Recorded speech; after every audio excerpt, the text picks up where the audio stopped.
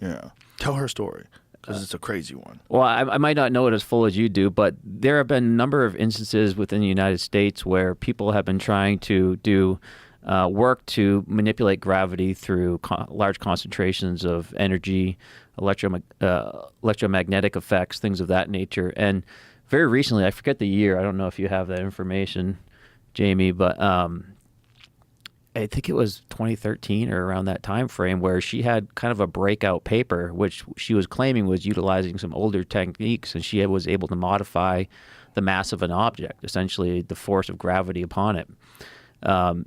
My understanding is that paper went out, and then she essentially disappeared for a number of months, like a year or two.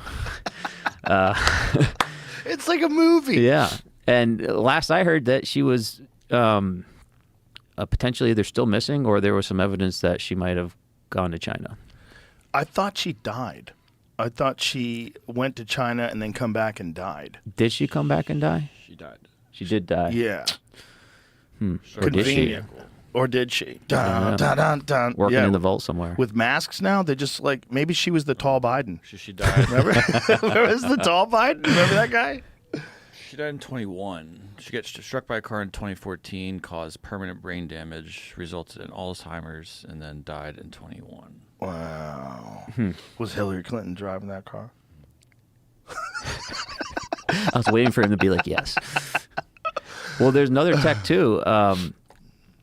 Cold fusion, right? Yeah. Another 50, 60 topic that was ridiculed and went away. Well, it's also now the talk of certain fusion communities. Instead, they call it low-energy nuclear reactions, right? Instead of having a large fission or fusion reaction where a lot of heat and radiation comes out, you can do it slowly and incrementally.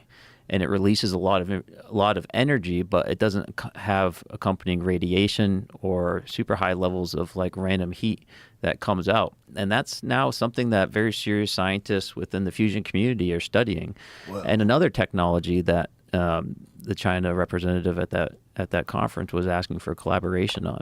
So are we investing in this? Is this work that we're doing in a dark lab? Because the open source community doesn't have the resources to be able to invest in this. Well, let me ask you this.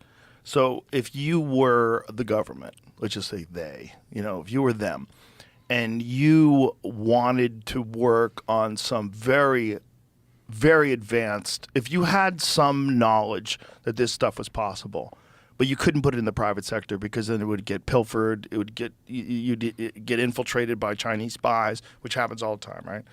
Wouldn't you hide it away? Wouldn't you squirrel it away somewhere? Like if you're doing the right thing, if you're being intelligent about it, wouldn't you, it essentially can't be public because it is in the interest of national security because it's such a big deal.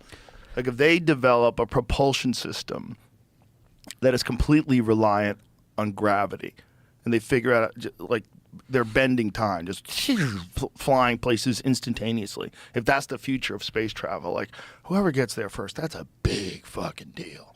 That's a really big deal. And that can't be out there in the public where China could steal the data or Russia could steal the data or Iran could steal the you can't have anybody get a hold of this. Well, here's the thing. If we're the sole superpower in the world, then I think it makes sense for us to hold that information back and develop it on our pace because we're not worried about competitors. They're going to catch up to us and potentially leapfrog us.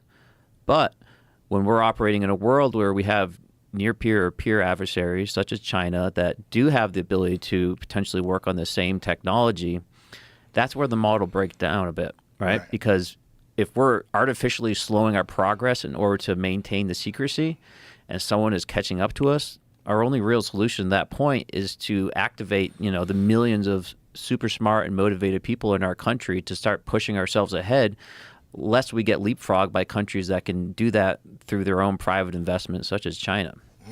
That's a very, very, very good point. Because wouldn't it be awesome if we were the only superpower and then we could just like slowly get into this stuff? And maybe that's what's been happening for the past, 20, 30 years after the Cold War. That's where this whole Area 51 S4 shit comes into play. Because you have to think that if this is happening, this is around the time of the collapse of the Soviet Union, right? So This is like, whew. We had a good 30 years, see what we could do. Relaxed.